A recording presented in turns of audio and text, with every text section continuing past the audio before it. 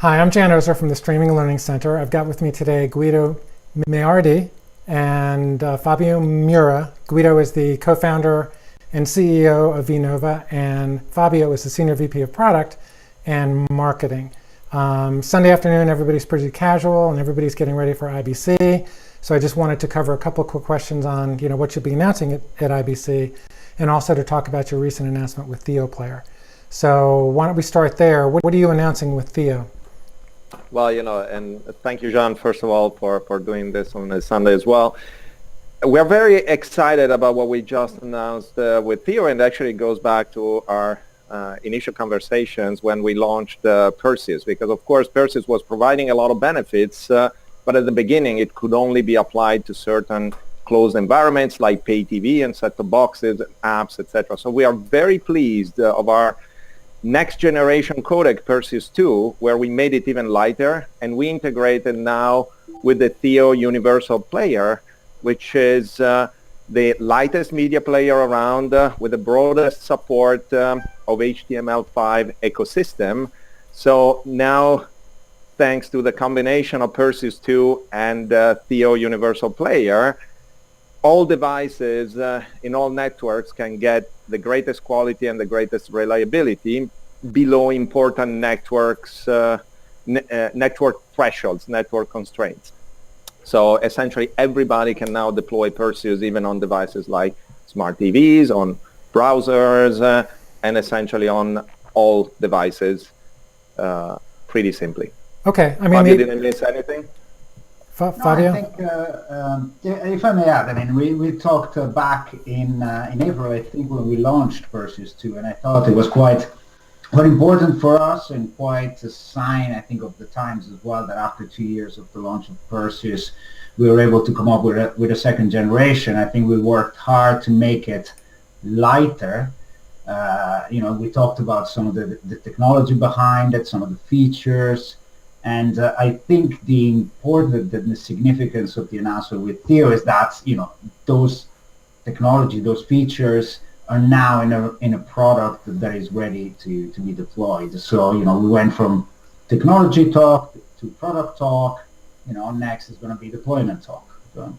Okay, so what about, do you see this as one in a series of rollouts? Are you talking to JW and some of the other players, or are you going to encourage your early adopter customers to use Theo?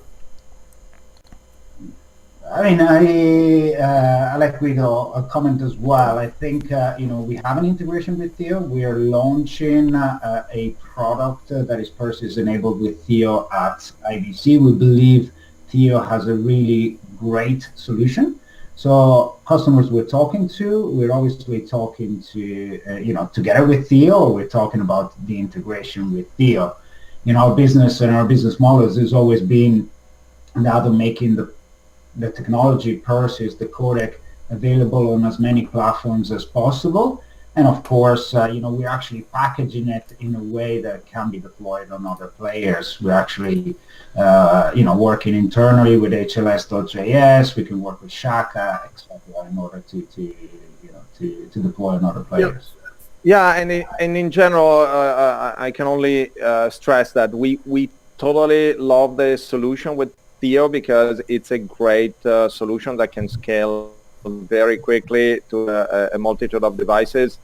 Of course, we want to make it easy for people to use PERSEUS on whatever their ecosystem. So we also offer pre-optimized and integrated libraries. For instance, for THEOPlayer, for iOS, we have libraries. We are already integrated, and we've been integrated with Visual couple of years in a couple of services. So it's really important for us to make it simple for our customers to deploy. But we are excited about this integration with Theo precisely because the Theo Universal Player is really a very good player. Okay. So go into, if I use THEOPlayer for browser, how does that help me with iOS, Android, and other platforms like Roku or smart TVs? Or are those separate devices you have to figure out how to get onto separately? Well, we actually already deployed on iOS and Android. We talked about iOS and Android initially. We have we have customers out there which we publicly announced that are using our solution within an app on iOS and Android. So we support those platforms from the very beginning because it's a beautiful sweet spot for Perseus. I think this announcement with Theo just shows that Perseus is now ready to work on those same environment, but on browser as well as in an application and an app. Okay. Guido, anything? No, I would just second that, and in particular, the THEOPlayer has different versions for browser and for also devices like Chromecast or smart TVs or Roku, etc., and will be integrated in both of those. Yeah, it's the beauty of HTML5 really, and they worked very hard. It's one of their one of their unique selling points. I mean, they concentrate and they focus very much on the player. I'm not a THEOPlayer employee or a salesman, so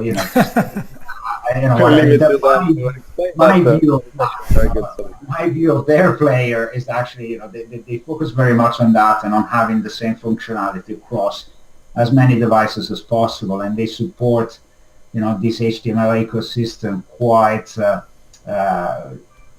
homogeneously. So for us, it's like we're integrated once with their SDK, and we'll be able to add Perseus compatibility across HTML5 if you use Player, Theo, which, as you know, is where a lot of the industry is going to. So.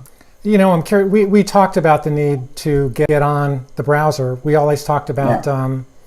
More about getting integrated with the browser. Are there any other codecs in THEOPlayer? This is, I think, the first time I've heard of a player like Theo supporting a codec. Is this the first time that you've heard, or what's your sense of that? We're very pleased about that because I'm not aware of any other codec that can actually run in JavaScript because and this is actually the beauty of Perseus too, because we worked a lot to make it not just better and better in terms of compression, but also lighter and lighter in terms of processing, and also the uniqueness of massive parallelism and machine learning, but in particular massive parallelism allows us to use WebGL as well as other features, advanced features of HTML5. And I'm not aware of other codecs that can run as fast. I think that's important because there are scripted versions of other codecs that I'm aware of, but none of them that can run real-time, full HD decodes, on a browser. So I think that's the uniqueness of Perseus. And also without cooking a device in particular, still leaving decent processing power for other things and without draining the battery. Okay. What do you see, you've been around, I guess it was April 1st, 2015, was it, or 2014? Yeah. A lot of people laugh, but you still remember it. Yeah, you do. Yeah, exactly. We call it Vinova Day. Yeah. Was it 214 or 215? 215. So you've been around 2.5 years now. Talk about some of your successes. We've heard about, I guess, Fast Films in India. We've heard about Sky Italia. What other companies can you talk about who are using your technology, and what's the sweet spot that you think you're addressing that you can't get with VP9 or HEVC or other codecs? Yeah, we're very proud about what we are achieving, and actually we are now in a very exciting moment of our scale up, because what we are doing is very difficult, and people know it. We've seen the difficulties that other people encountered before in trying to break in with new video codecs without making it, and so we're very happy about our progress. Sky, of course, was the first one. I think you noticed also recently Sky Ventures became a shareholder. And, we're very excited about this because, of course, that's an opportunity for the entire group to know better about how to leverage Perseus for other use cases. Our natural sweet spot at the beginning was set-top boxes, and so we deployed in IPTV. And some people noticed also more recently we announced the partnerships with Nokia, with Tata Alexi, so big system integrators that are quite large in set-top box deployments, both in IPTV and OTT to TV and in DTH. And so, more news will come very soon. It's not incidentally that these partnerships are coming along. Takes long to do those deployments, but not surprisingly, something is cooking there. And also the fact that Eutelsat, the satellite operator, is a shareholder of ours, is also linked to work that we aim at doing in the space. We're very excited to move from the set-top box world to OTT, to connected devices. We're already deployed in India. At the beginning, we deployed in apps with fast films. Then other players came along like Tycom, an operator that is both a satellite operator and an OTT operator, and actually announced deployments on both areas. This scale-up and extension of addressable market that we are now doing for the codec with PERSEUS 2 and HTML5 is very important to break into ad-based services, where now we can offer a lot of benefits in terms of extension of audience, same time streams, and in general hours of viewing, because PERSEUS under stress essentially performs like no other codec. So if you take live streaming, if you take low bitrate streaming under stressful conditions, etc., PERSEUS can allow to offer constantly the highest possible quality and also the highest resolutions. So essentially, we are naturally moving from just a very strong sector and segment of set-top boxes. We are also now expanding much more to video to connected devices, and this includes both companion apps and companion services of pay TV, but also ad-supported services and in general web publishers. Okay. And that's why we call PERSEUS the cross-media codec, because essentially we started from video contribution, so lossless, visually lossless, intra-only streams, etc. We went into distribution set-top boxes. We're now going to connected devices. We cover the whole range from 100 kilobits to Ultra HD and 4K, 8K VR. We announced last week, actually, our partnership with NG Codec, and our PERSEUS Plus HEVC solution delivers in a single FPGA chip the highest performing Ultra HD P60 live encoding. This essentially allows 50x cost reductions in encoding on top of the bitrate benefits. So it's also a matter of making it happen cost effectively. For instance, in a single instance of F1 in Amazon Cloud, now somebody will be able to encode a broadcast quality CBR Ultra HD P60 at the highest possible quality, lowest possible bitrate. So it's like, so this is what we are excited about, and customers are coming, and so it's an exciting moment. Fabio? There's a lot going on. When you tell it like that, and it's only been a few months since we launched PERSEUS 2, now I know why I'm not tired, but I get a feel the work that we've been done over the summer. And you're right, and it's very cross-media workflows, cross-applications. I think it's important to remind ourselves and the industry, and I wrote it recently in a blog as well. I think we don't live in a world anymore where there is one codec, to rule them all or for all of the applications.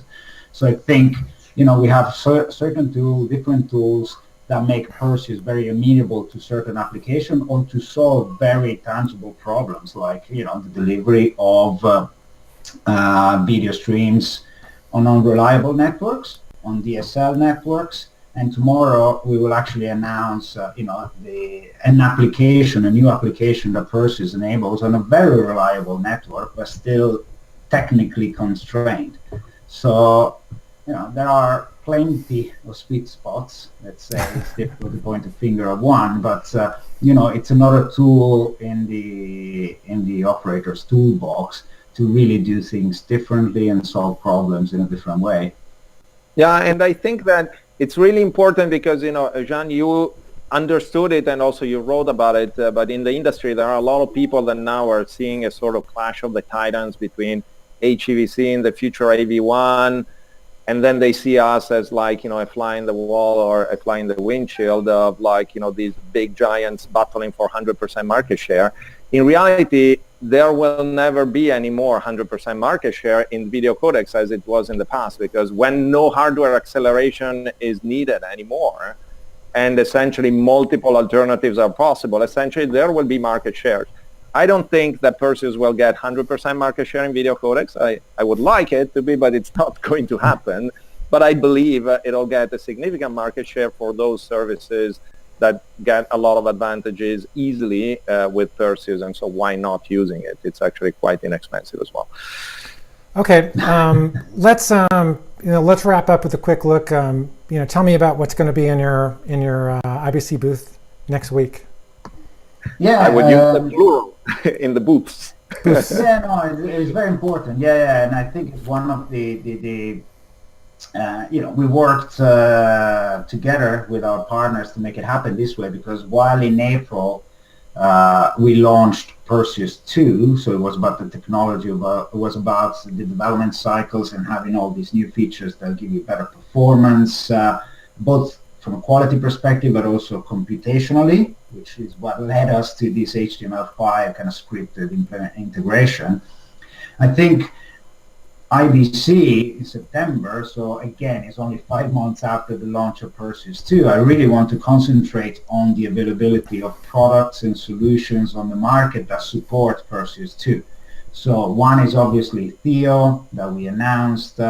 We announced the partnership with Tata Elxsi, a big system integrator working on a set-top box for actually a tier 1 operator. They will be talking about PERSEUS. We have long-standing partnerships like that with Visualon on mobile devices. They'll also be talking about PERSEUS. Imagine Communications are going to show OTT and IPTV encoding and transcoding solution using PERSEUS. YPlay, a middleware provider, is going to show PERSEUS 2 integrated into their middleware or into their middleware platform. So many of these, including Eutelsat is present, and of course they're going to talk. He's a shareholder of the company. They're going to talk about PERSEUS and possibly something new that they can do with PERSEUS. There's what is PERSEUS doing at IBC is really showing that there are products out there that can be deployed and that support PERSEUS or are PERSEUS powered, and there are big large system integrator like Nokia, Tata Elxsi, for example, that can help operators and service provider deploy these services. Yeah, and actually, Eutelsat. So Fabio, since you didn't say anything, I think I cannot say anything, otherwise it would buzz me. But yes, there will be announcements, of course, showing kind of the first fruits of our work with Eutelsat in the past months, and we're quite excited about that, because essentially, all these partnerships, essentially they take months to kind of get into solutions, etc. But ultimately they do, and we're quite excited about the prospects. It feels like a long time, but 5 months is not a lot. I keep telling Guido, and I want it to be less, of course. 5 months to have PERSEUS 2 integrated into all these products. It's good news. It's good news that we announced, the fact that we're working for, an end customer as well. Hopefully, we will be able to announce more about that. But, we have a booth, so I welcome people to come and talk about the technology. And then I would welcome, the chance to take them around and show them, products that are available with the technology. And in general, it's always about products and also code-optimized versions, because as you know, since the first time we talked, we're very keen not just on theoretical codec algorithms, etc., maybe in a variable bitrate, etc. The reality needs to be code-optimized, run on real platforms with real-world densities in rate control, that is strict CBR rate control, etc. And so we are very happy that PERSEUS 2 is already delivering on high density, actually higher than legacy codecs, constant bitrate, real-world deployments that can essentially be used for mission-critical delivery of events, like in the past we did the UEFA Euro Cup or Champions League matches or, essentially prime events that require not just good compression, but a reliable multi-platform consistent support. Okay, well listen, you guys have a great show. Sorry I won't be there to have an espresso with you or something. But we'll see you probably. What about Streaming Media West? Yeah, I was gonna say we'll be myself, Guido, and we will be in the US in the West Coast at the end of October. Yep. So we'll pop into Stream Media West as well as the SIMT event, as well as visiting a few people across the Atlantic as well. So I think it's as half American and American at heart, I'll be more and more often in the US. So I'm sure there'll be a lot of chances in the coming weeks. Okay. We'll definitely see you at Stream Media West anyway. Very good.